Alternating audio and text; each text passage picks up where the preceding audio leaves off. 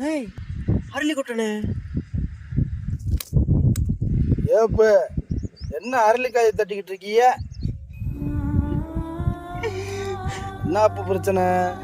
என் மகளுக்கு உடம்பு சரியில்லாமல் ஒரு 4-5 வருஷமாக ஆஸ்பத்திரி செலவு செஞ்சுட்டு எக்கு தக்குமா கடன் வாங்கிட்டேன் தம்பி. அதை வீட்டில் வந்து கேட்டு ரொம்ப அசிங்கப்படுத்துகிறாங்க.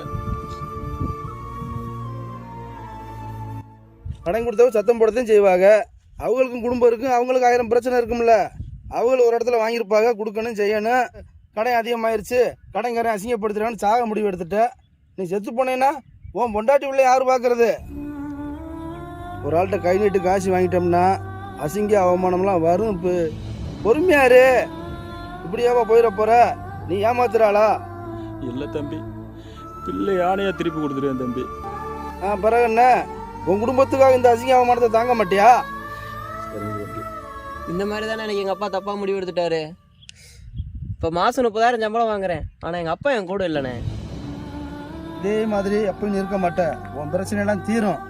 நம்பு. உன் மேல நம்பிக்கை வை. தூக்கி போடங்கிட்டது ஓடுப்பு.